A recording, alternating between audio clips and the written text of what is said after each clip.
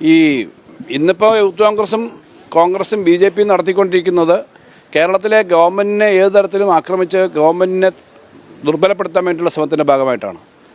ഏതായാലും വഴിനീളെ ചാടി ഒരു പരിപാടിയില്ലാതെ എവിടെയും ചാടി എന്ത് അക്രമം കാണിക്കാമെന്നുള്ള ധാരണയായിട്ട് ആരും മുന്നോട്ട് പോകുന്നത് ശരിയാവില്ല. അത് കേരളത്തിന് അത് ഭൂഷണമല്ല. ജനങ്ങൾ പറയുന്നുണ്ട്. ഇപ്പോൾ ഏറ്റവും പ്രഗത്ഭനായ ഡോക്ടർ ജയകുമാർ, നിങ്ങൾക്കറിയാം, കോട്ടയം മെഡിക്കൽ കോളേജ് ഇന്ത്യയിൽ തന്നെ റെക്കോർഡ് സ്ഥാപിച്ചാണ്. ഞങ്ങളുടെ അടുത്തൊക്കെ തന്നെ ധാരാളം ആളുകൾ വരാറുണ്ട്, അവരെ ഹാർട്ട് ഓപ്പറേഷനും അതുപോലെ വളരെ ക്രിട്ടിക്കലായിട്ടുള്ള കാര്യങ്ങൾ. അദ്ദേഹത്തെ പോലൊരാളെ എങ്ങനെയാണ് യൂത്ത് കോൺഗ്രസിൻ്റെ നേതാക്കന്മാർ കഴിഞ്ഞ ദിവസം പത്രസമ്മേളനത്തിൽ പറഞ്ഞത്? വളരെ മ്ലേച്ഛമായ തരത്തിൽ ഇതുപോലുള്ള ആളുകളെ പറ്റി സംസാരിക്കുക. ഇങ്ങനെയുള്ള ആളുകളെയൊക്കെ കേരള സമൂഹം അംഗീകരിക്കുമെന്നാണോ കരുതുന്നത്? എന്നിട്ട് എവിടെയും ചാടി വന്ന് ഏത് വാഹനം കണ്ടാലും അതിന് മുന്നേ ചാടി വന്ന് കുറേ ബഹളം ഉണ്ടാക്കുക. എന്താണ് യഥാർത്ഥത്തിൽ കോട്ടയം മെഡിക്കൽ കോളേജുമായി ബന്ധപ്പെട്ട സംഭവം? ദൗർഭാഗ്യകരമായ ഒരു സംഭവമാണ് നടന്നൊരു മരണം നടന്നു. അവിടുത്തെ പഴയ കെട്ടിടം ഇടിഞ്ഞു വീണു.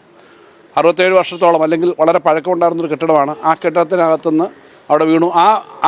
വീഴുമ്പോൾ അതിനപ്പുറത്ത് ആരോഗ്യരംഗത്ത് പൈസ മുടക്കാത്ത പുതിയ സംവിധാനം ഇല്ലാത്തതല്ല, ഏറ്റവും കൂടുതൽ പണം മുടക്കി ഏറ്റവും കൂടുതൽ രോഗികൾ വരുന്ന, ഏറ്റവും കൂടുതൽ ഹാർട്ട് ഓപ്പറേഷൻ ഉൾപ്പെടെ ഹൃദയം മാറ്റിവെക്കുന്ന ശസ്ത്രക്രിയ അടക്കം നടത്തുന്ന ഒരു ആശുപത്രിയാണ് കോട്ടയം മെഡിക്കൽ കോളേജ്. ആ കോട്ടയം മെഡിക്കൽ കോളേജിൽ ഏകദേശം 500ഓളം കോടി രൂപ മുടക്കി പുതിയ ബ്ലോക്ക് വരുന്നു. അതിനകത്ത് 14 ഓപ്പറേഷൻ തിയേറ്റർ വരുന്നു. ഓപ്പറേഷൻ തിയേറ്റർ വന്നു കഴിഞ്ഞാൽ അതിന് സർട്ടിഫിക്കേഷൻ കിട്ടാതെ അതിനകത്ത് തുടങ്ങാൻ പറ്റില്ല. നമ്മൾ വീട് പാല് കാച്ചാൻ പോകുമ്പം അടുക്കള കയറി വീടങ്ങ് പാല് കാച്ചുന്നതിന് അവിടെ അടുപ്പുണ്ടായാൽ മതി, കെട്ടിടം ഉണ്ടായാൽ മതി. ഓപ്പറേഷൻ തിയേറ്ററിൽ കയറി വെറുതെ ഓപ്പറേഷൻ തിയേറ്റർ അതുപോലെ ചെയ്യാൻ പറ്റില്ല. അതിന് സർട്ടിഫിക്കേഷൻ ഉണ്ട്, അതിന് അംഗീകാരം കിട്ടണം, അതിൻ്റെ പരിശോധനയുണ്ട്. അത് കഴിഞ്ഞാൽ അങ്ങോട്ട് പോകാൻ പറ്റും. അപ്പോൾ അതുകൊണ്ട് ആ ഓപ്പറേഷൻ തിയേറ്ററിൻ്റെ പ്രവർത്തനം തുടങ്ങിയില്ല. പുതിയ ആശുപത്രി അങ്ങോട്ട് മാറിക്കൊണ്ടിരിക്കുകയാണ്.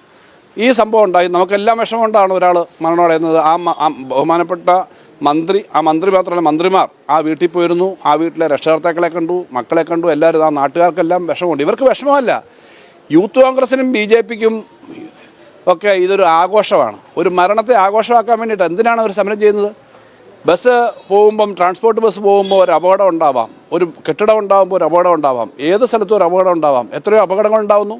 അപകടങ്ങൾ ഉണ്ടാവുന്നതെല്ലാം ഇപ്പം ലോകത്തെ ഏറ്റവും ആധുനികമായ സംവിധാനമുള്ളതാണല്ലോ ഈ ഇടയ്ക്ക് അഹമ്മദാബാദിൽ തകർന്ന വിമാനം എന്ന് പറഞ്ഞാൽ. അത് ഇപ്പോഴത്തെ ഡ്രീം ലൈനർ എന്ന് പറഞ്ഞാൽ അതൊരു ഡ്രീം തന്നെയാണെന്നതിനെ തന്നെയാണ് അത് ഇറക്കിയത്. ആ വിമാനം അത്ര സൗകര്യമാണ്. ആ വിമാനത്തിൻ്റെ അത്തരം വിമാനത്തിൽ നേരത്തെ ഡൽഹിയിൽ നിന്ന് ബോംബെക്കൊക്കെ ഉണ്ടായിരുന്നത്, കൊച്ചിക്ക് ഉണ്ടായിരുന്നു. അതിനകത്ത് യാത്ര ചെയ്യാൻ പറ്റിയിട്ടുണ്ട്. അങ്ങനെ ഒരു വിമാനം തകർന്നു വീഴുമെന്ന് ആരെങ്കിലും ചിന്തിക്കുമോ? വിമാനം തകർന്നു വീണു. ആ വിമാനം തകർന്നു വീണ് കഴിഞ്ഞാൽ ഉടൻ തന്നെ അതിന് സിവിൽ ഏവിയേഷൻ മിനിസ്റ്റർക്ക് നേരെ ഉടനെ പോവാണോ? അപകടം ഉണ്ടായി, അപകടം ചിലപ്പോൾ ഉണ്ടാവാം. അപകടം എന്ന് പറയുന്നത് അതുകൊണ്ടാണ്. അതിൻ്റെ പേരിൽ ഇങ്ങനെ എന്ത് ധിക്കാരവും കാണിക്കാമെന്നും എന്ത് ഗുണ്ടായുസവും കാണിക്കാമെന്നും പറഞ്ഞു പോയാൽ ജനങ്ങൾ അതിനെ ചെറുക്കും. ഇപ്പം നടത്തിക്കൊണ്ടിരിക്കുന്നത് നടത്തട്ടെ. ഇത് ഒരു കാര്യം ഞാൻ പറയാം, കേരളത്തിലെ ആരോഗ്യരംഗത്തിന് 1ാം സ്ഥാനമാണ്, മെച്ചമാണ് എന്ന് പറഞ്ഞത് ഇടതുപക്ഷ ജനാധിപത്യ മുന്നണി പ്രവർത്തകരും ഞങ്ങൾ ഗവൺമെൻറ്റിൻ്റെ ഭാഗമായിട്ടൊന്നുമല്ല. അത് പറഞ്ഞത് ഇന്ത്യയിലെ ഏറ്റവും പ്രധാനപ്പെട്ട ഏജൻസികളാണ്. നീതി ആയോഗ് കേന്ദ്ര ഗവൺമെൻറ്റിൻ്റെ പ്ലാനിംഗ് കമ്മീഷന് പകരമുള്ള ഒരു ഏജൻസിയാണ്. നീതി ആയോഗിൻ്റെ സ്റ്റഡി റിപ്പോർട്ടിൽ നിങ്ങളുടെ കയ്യിലുള്ള ഏതെങ്കിലും ലോക വിവരങ്ങൾ കിട്ടുന്ന ഗൂഗിളിൻ്റെയോ ഏതെങ്കിലും ഒരു സമ്പ്രദായത്തിൽ നിങ്ങൾ സെർച്ച് ചെയ്ത് നോക്കിക്കോളൂ കേരളത്തിലെ ആരോഗ്യരംഗത്തെ പറ്റി. യൂറോപ്പിൻ്റെയും അമേരിക്കയുടെയും ഒക്കെ ആരോഗ്യരംഗത്തിനൊപ്പം നിൽക്കുന്ന സ്റ്റാൻഡേർഡ് നമുക്കുണ്ട്. അപ്പോൾ അങ്ങനെ സ്ഥലത്ത് ഇതേപോലെ പ്രചരണം നടത്തിയ ആൾ വിശ്വസിക്കില്ല. നിരന്തരമായി കള്ളം പറഞ്ഞു കഴിഞ്ഞാൽ ഇത് ആവർത്തിച്ചാൽ വിശ്വസിക്കുക എന്നുള്ളൊരു ഗീബൽസ്യൻ തന്ത്രമാണ്. എന്തായാലും തിരിച്ചു പറയാനുള്ള സംവിധാനമൊക്കെ ഉണ്ട് കേരളത്തിലെ ഇടതുപക്ഷത്തിനുമുണ്ട്. പിന്നെ വഴിനീളെ ഇങ്ങനെ രാഷ്ട്രീയ പ്രവർത്തകരായ ആളുകൾ, ഞങ്ങളെല്ലാം ഒരുപക്ഷെ ഞങ്ങളൊന്നും നടത്തിയ സമരത്തിൻ്റെ അത്രയൊന്നും ഈ യൂത്ത് കോൺഗ്രസ്സുകാരും ഇപ്പോഴത്തെ BJPക്കാരും ഒന്നും നടത്തിയിട്ടുണ്ടെന്ന് കരുതണ്ട. ഞാൻ SFIയുടെ കൂത്തുപറമ്പ് വെടിവെപ്പ് ഉണ്ടാകുന്ന സമയത്ത് SFIയുടെ സംസ്ഥാന സെക്രട്ടറിയാണ്. ഞാൻ ഉൾപ്പെടെയുള്ള ആളുകൾ നിരാഹാരം കിടക്കുമ്പോൾ ആ സമരത്തിൻ്റെയൊക്കെ തുടർന്നാണ് ആ വെടിവെപ്പ് ഉണ്ടായത്. കേരളത്തിൽ അങ്ങോളം ഇങ്ങോളം അത്തരം സംഭവങ്ങൾ ഉണ്ടായിട്ടുണ്ട്. ശാസ്ത്രീയ വിദ്യാഭ്യാസത്തിനെതിരെയുള്ള സമരമുണ്ട്. DYFIയുടെയും SFIയുടെയും ഒക്കെ പ്രവർത്തകനായിരുന്നു ഞാൻ. 2 സംഘടനയുടെ അഖിലേന്ത്യാ പ്രസിഡൻ്റായിട്ട് പ്രവർത്തിച്ചിട്ടുണ്ട്. അന്നൊക്കെ പ്രവർത്തിക്കുമ്പോൾ സമരങ്ങൾ ധാരാളം ചെയ്തിട്ടുണ്ട്. അത് സമരത്തിനൊന്നും ഞങ്ങളൊന്നും എതിർക്കത്തില്ല, സമരം ചെയ്യുന്നത് തെറ്റാണെന്നും പറയില്ല. പക്ഷേ എവിടെങ്കിലും ആരെങ്കിലും ഒരു ആശുപത്രി ചികിത്സയ്ക്ക് കയറി അതിൻ്റെ പുറകെ പോയി ആക്രമിക്കാൻ പോകുന്നത് എവിടെയും ഉണ്ടോ? നിങ്ങളൊരു ഓപ്പറേഷൻ തിയേറ്ററിൽ ഒരാളെ രോഗിയെ കൊണ്ടുപോയി കഴിഞ്ഞാൽ നിങ്ങൾക്ക് അവിടെ ചെന്ന് ആക്രമിക്കാൻ പോകുമോ? എന്ത് വിവരക്കേടും അഹങ്കാരവും കാണിക്കുന്ന തരത്തിലേക്കാണോ രാഷ്ട്രീയ പ്രവർത്തനം പോകേണ്ടത്? ഒരു സംഭവം ഉണ്ടായി, അവിടെ ഒരു സംഭവം ഉണ്ടായതിന് ശേഷം അത് ദുഃഖകരമായ സംഭവമാണ്. പക്ഷേ അതിനകത്ത് ആരെങ്കിലും ഉണ്ടാക്കുന്ന സംഭവമാണോ? ആരെങ്കിലും ചെയ്തുകൊണ്ടുണ്ടായതാണോ? അവിടെ ചെന്ന മന്ത്രിമാരെ കാര്യത്തിൽ ഇടപെട്ടു, മുഖ്യമന്ത്രി ഉൾപ്പെടെ അവിടെ സന്ദർശിച്ചെല്ലാം കഴിഞ്ഞു. ഞാൻ പറയുന്നത് പത്രപ്രവർത്തകർ ഉൾപ്പെടെ റിപ്പോർട്ട് ചെയ്യുമ്പോൾ റീസണബിളായിട്ടുള്ള കാര്യങ്ങൾ പറയുന്നതിനെ പ്രോത്സാഹിപ്പിച്ചില്ലെങ്കിൽ എന്തും കാണിച്ചാൽ ഒരു വാർത്ത വരുമെന്ന് പറഞ്ഞിട്ട് എവിടെയും പോയി ഈ ഗറില്ല യുദ്ധം പോലെ ചാടുന്നൊന്നുമല്ല. സമരം പ്രഖ്യാപിച്ചാൽ ചില പ്രശ്നങ്ങളുണ്ടെങ്കിൽ സമരമൊക്കെ നമുക്ക് പ്രഖ്യാപിക്കും. ഏത് സമയത്തും മുഖ്യമന്ത്രി വന്നാൽ ഞങ്ങൾ കരിങ്കൊടി കാണിക്കും എന്ന് പ്രഖ്യാപിച്ചിട്ട് കരിങ്കൊടി കാണിച്ചിട്ടുള്ളതാണ് ഞങ്ങൾ. കരിങ്കൊടി കാണിക്കുമെന്ന് പ്രഖ്യാപിച്ചിട്ടാണ്. മുഖ്യമന്ത്രി ഏതായാലും കല്യാണത്തിന് പോകുമ്പോൾ അല്ലെങ്കിൽ ആശുപത്രി ചെക്കപ്പിന് പോകുമ്പോൾ അവിടെ കരിങ്കൊടി കാണിക്കാൻ ആരും പോയിട്ടില്ല. ശ്രീ കെ കരുണാകരൻ മുഖ്യമന്ത്രി ആയിരുന്നപ്പോഴും ശ്രീ എ കെ ആന്റണി മുഖ്യമന്ത്രി ആയിരുന്നപ്പോഴും ശ്രീ ഉമ്മൻചാണ്ടി മുഖ്യമന്ത്രി ആയിരുന്നപ്പോഴും കരിങ്കൊടി കാണിക്കാൻ സമരം ചെയ്തിട്ടുള്ള ആളുകൾ ഞങ്ങളൊന്നും കാണിച്ചിട്ടില്ല എന്ന് പറയുന്നില്ല. സമരത്തിലൊക്കെ അടച്ചാക്ഷേപിക്കുന്ന സ്വഭാവമില്ല. പക്ഷേ എന്ത് തരത്തിലുള്ള ഒരു നിലവാരവും ഇല്ലാത്ത തരത്തിലേക്ക് വഴി കൂടി പോകുമ്പോൾ അതുപോലെ കാര്യം വേണം. ഞങ്ങളൊരു പോളിസിക്കെതിരെ ഇപ്പം നാളെ തൊട്ട് ഇന്ത്യയിൽ സമരം ചെയ്യേണ്ട കാര്യമുണ്ട്. കാരണം ലോക വ്യാപാര കരാർ ഒപ്പിടാൻ പോവുക എന്നാണ് കേൾക്കുന്നത്. വ്യാപാര കരാറിൻ്റെ ഒരു ഘട്ടം എന്ന് പറഞ്ഞാൽ കാർഷിക ഉൽപ്പന്നങ്ങളടക്കം നാട്ടിലേക്ക് ഇറക്കുമതി ചെയ്യാൻ പോവുക. പാലിന് 30 രൂപയ്ക്ക് ഇന്ത്യയിലേക്ക് ഇറക്കുമതി ചെയ്യാൻ പോകുന്ന തീരുമാനം വരിക. അത് ചിലപ്പോൾ പോളിസി വൈസ് നമ്മൾ സമരം ചെയ്യും. കാരണം കേരളത്തിൽ 14 ലക്ഷം കൃഷിക്കാരുണ്ട്, പാൽ കൃഷിക്കാർ മാത്രം. അവരുടെ ഇന്നിപ്പോൾ 50-55 രൂപ കിട്ടുന്ന 1 ലിറ്റർ പാലിന് പകരം 30 രൂപയ്ക്ക് ഓസ്ട്രേലിയയിൽ നിന്ന് പാല് വരുന്ന ഒരു പോളിസി എടുത്താൽ സമരം ചെയ്യും. സമരം ചെയ്യേണ്ടി വരും. റബ്ബർ ഇറക്കുമതി ചെയ്താൽ മറ്റു കാര്യങ്ങൾ ഇപ്പോൾ കൊല്ലത്ത് കശുവണ്ടിയുടെ വ്യവസായം തകർക്കുന്ന തീരുമാനങ്ങൾ കൂടുതൽ വന്നാൽ സമരം ചെയ്യും. ആ സമരത്തിലൊക്കെ സമരമാണ്, അതൊരു റീസണാണ്. ഇവിടെ ഒരു സമരം വന്നു, പ്രതിഷേധം വന്നു, ഇതൊരു അവസരമായി, ഇതൊരു ഉത്സാഹമാക്കാം എന്ന് പറയുന്നത് ജനങ്ങൾ അംഗീകരിക്കില്ല. ജനങ്ങൾ ചിന്തിക്കട്ടെ. ഇപ്പോൾ ആശുപത്രി പോകുന്ന ആളുകൾക്കുണ്ടല്ലോ. ഒരു കാര്യം ഞാൻ പറയാം, മരുന്നിപ്പോൾ ചിലപ്പോൾ എല്ലാ ഓപ്പറേഷനും എല്ലാ ഉപകരണങ്ങളും ചിലപ്പോൾ കിട്ടിക്കാണുന്നില്ല. ഞാൻ ധനകാര്യമന്ത്രി എന്ന് പറയുന്നു, നമ്മൾ 700 കോടിയാണ് ബഡ്ജറ്റ് വെക്കുന്ന 700 കോടിയാണ് കാരുണ്യ പദ്ധതിക്ക്.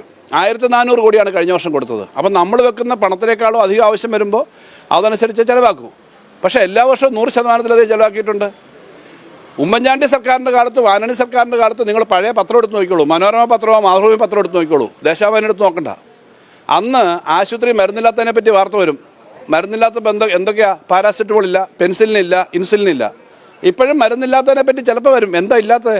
സ്റ്റെൻ്റ് ഇല്ല. ഹാർട്ട് ഓപ്പറേഷനെ 1.5 ലക്ഷം രൂപയുടെ സ്റ്റെൻ്റ്, 1 ലക്ഷം രൂപയുടെ സ്റ്റെൻ്റ് ഉൾപ്പെടെ സൗജന്യമായി കിട്ടുന്ന 42 ലക്ഷം കുടുംബങ്ങൾ എന്ന് പറഞ്ഞാൽ 1.5 കോടി ജനങ്ങളുള്ള സംസ്ഥാനത്ത്, ആ സംസ്ഥാനത്ത് ജനങ്ങളൊക്കെ ഇതിന് പോകുന്നുണ്ട്. 7 ലക്ഷം പേരാണ് കഴിഞ്ഞ വർഷം ഇത്തരം സീരിയസ് ആയ ഓപ്പറേഷൻ വിധേയമായ. 13.5 കോടി ആളുകളാണ് കഴിഞ്ഞ വർഷങ്ങളിൽ OP ടിക്കറ്റ് എടുത്ത് നമ്മുടെ സർക്കാർ ആശുപത്രിയിൽ പോയത്. 3.5 കോടി ജനങ്ങളുള്ള കേരളത്തിൽ 3 കോടിയിലധികം അത്ര ആളെ ഇവിടെ കാണും. പലരും വിദേശത്താണ്. എല്ലാവരും സർക്കാർ ആശുപത്രി പോകത്തില്ല. അങ്ങനെ എല്ലാമുള്ള സർക്കാർ ആശുപത്രി ഉള്ളപ്പോൾ മറുവശത്ത് ലക്ഷക്കണക്കിന് എത്രയോ വലിയ തുക. നിങ്ങൾ തന്നെ പത്രപ്രവർത്തകരായിട്ടുള്ള ഒരു സുഹൃത്തിൻ്റെ ഒരു അടുത്ത ബന്ധു ഈ അടുത്തിടയ്ക്ക് ഒരു ആശുപത്രിയിൽ പോയി. 15 ലക്ഷം രൂപയാണ് ഹാർട്ട് ഓപ്പറേഷന്. നമ്മുടെ ഇവിടെ അടുത്ത് തന്നെയാണ്. നമ്മുടെ മെഡിക്കൽ കോളേജിലോ എന്താ അങ്ങനെ ചിലവുണ്ടോ? അപ്പോൾ അങ്ങനെയുള്ള സ്വകാര്യ ആശുപത്രികളെ ഒന്നും ശക്തിപ്പെടുത്താനോ അതിനെ ആർഗ്യൂ ചെയ്ത് മെച്ചപ്പെടുത്താനും നിൽക്കേണ്ട. നമ്മുടെ സമ്പ്രദായത്തിനകത്ത് ഇതുകൊണ്ട്. പക്ഷേ എന്നും ഈ ആശുപത്രിക്കകത്ത് കയറി അക്രമം ഉണ്ടാക്കുക പോലുള്ള കാര്യങ്ങൾ ശരിയല്ല. ഒരു കാര്യം, അവർ ഈ അപകടം ഉണ്ടായതിനല്ല വിമർശിക്കുന്നതെന്നാണ്. ആ സമയത്ത് അവിടെ മന്ത്രിമാരെത്തുകയും മന്ത്രിമാരൊരു സന്ദേശം നൽകുകയും ചെയ്തു, ഇവിടെ ആരും കുടുങ്ങിയിട്ടില്ല. അത് കാരണം അത് രക്ഷാപ്രവർത്തനം വൈകി ഒരാൾക്ക് ജീവൻ നഷ്ടപ്പെട്ടു എന്നുള്ള ആരോപണമാണ് അവരുന്നയിക്കുന്നത്. അതെല്ലാം ഇപ്പോൾ അവർ പറയുന്ന ന്യായമാണ്. അവർ പറയുന്ന ന്യായം എന്ന് പറഞ്ഞാൽ അവിടെ ചെന്നു 2 മന്ത്രിമാർ, DGP ഉൾപ്പെടെ ആ സമയത്ത് തന്നെ മുഖ്യമന്ത്രി ഞങ്ങളൊരു യോഗത്തിരിക്കുമ്പോഴാണ് ഈ സംഭവം അറിഞ്ഞ് അവിടേക്ക് പോയി. അവിടെ ചെന്ന് കഴിഞ്ഞപ്പോൾ അവിടെ ഡോക്ടർ ജയകുമാർ തന്നെ പിന്നെ പറഞ്ഞു എന്നാണ് ഞാൻ കേട്ടത്. ഞാൻ ആ TV ഇത് കണ്ടില്ല. അവിടെ വന്ന ഡോക്ടർമാരോട്, അവിടെ നിൽക്കുന്ന ആളുകളോട് അവിടുത്തെ രക്ഷാപ്രവർത്തകരും അവിടുത്തെ ബാക്കിയുള്ളവരും പറഞ്ഞു ആരും അതിനകത്ത് കുടുങ്ങിയിട്ടില്ലെന്നാണ് മനസ്സിലാവുന്നത്. ഉള്ള ആളുകളെ ഞങ്ങൾ റെസ്ക്യൂ ചെയ്തു. ഇതാണ് മന്ത്രിമാർ പറഞ്ഞത്. അത് കേട്ട കാര്യം അവിടെ പറയല്ലാതെ വേറെ എന്താ ചെയ്തേ?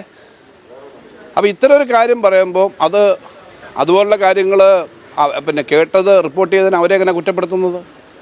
നിങ്ങൾ ആലോചിച്ച് നോക്കിയേ. ഇത് കഴിഞ്ഞിട്ട് ആശുപത്രിയിൽ ഒരു മന്ത്രി അവർക്ക് രാവിലെ തൊട്ട് അവിടെ നിൽക്കുന്നു, തലേന്നത്തെ യാത്രയെല്ലാം കൊണ്ട് അവർക്ക് ആരോഗ്യ പ്രശ്നം ഉണ്ടായി ഹോസ്പിറ്റലിൽ വന്നു. ഹോസ്പിറ്റലിൽ വന്നത് അവർ ഹോസ്പിറ്റലിൽ സന്ദർശിക്കാമെന്നല്ല, രോഗിയായിട്ട് അവർക്ക് പ്രഷർ വല്ലതും കൂടിയിട്ട് വന്നതാണ്. അവിടെ ചുറ്റുപാട് നിന്നിട്ട് അവിടെ സമരം ചെയ്യാൻ വേണ്ടി പോയി നിൽക്കുകയാണ്. ഇത്തരം കാര്യങ്ങളൊന്നും ഒരു ന്യായമല്ല, ഒരു മനുഷ്യനും അംഗീകരിക്കുന്നതല്ല എന്നുള്ളതാണ്. അപ്പോൾ ഇതുകൊണ്ട് അവർ പറയുന്ന ന്യായം ഇപ്പം ആദ്യ ദിവസത്തെ പോലെ പിന്തുണ കിട്ടുന്നുണ്ടോ? നിങ്ങൾക്ക് തോന്നുന്നുണ്ടോ ഇപ്പോൾ അവർ ചെയ്യുന്ന സമരം ശരിയാണെന്ന്? നിങ്ങൾക്ക് ഒരു കാര്യം വന്നാൽ നമുക്കെല്ലാം വികാരപരമായ ഒരു കാര്യത്തിനും അടുപ്പം വരും. ഇപ്പോൾ അങ്ങനെ ഒരു വികാരപരമായ അടുപ്പമായിട്ടുള്ള കാര്യമാണ്. ഒരു അപകടം സംഭവിച്ചു കഴിഞ്ഞാൽ അതിനങ്ങനെയല്ലേ കാണണ്ടേ? ഇപ്പോൾ എല്ലാവരും പറയുന്നതാണ് ഇത്ര സംഭവങ്ങളുണ്ട്.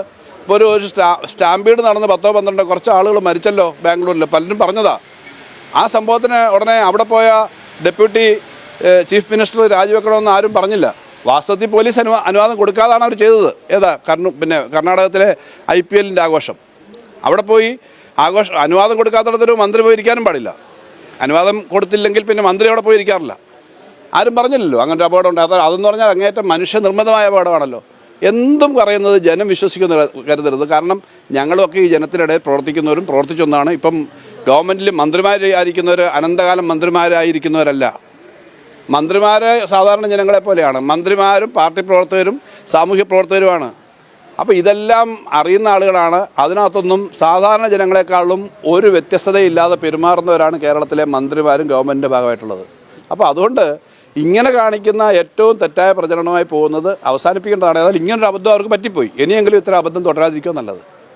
ഈ ബിന്ദുവിൻ്റെ കുടുംബത്തിന് ഉചിതമായ നഷ്ടപരിഹാരം അത് കഴിഞ്ഞ ദിവസം ആരോഗ്യമന്ത്രി അവിടെ പോയി സന്ദർശിച്ചിട്ട് പറഞ്ഞല്ലോ, ക്യാബിനറ്റും ഒക്കെ വരുമ്പോൾ ആലോചിക്കുന്നു. അപ്പോൾ അവിടെ വരുമ്പോൾ അല്ലേ അത് ആലോചിക്കുന്നത്.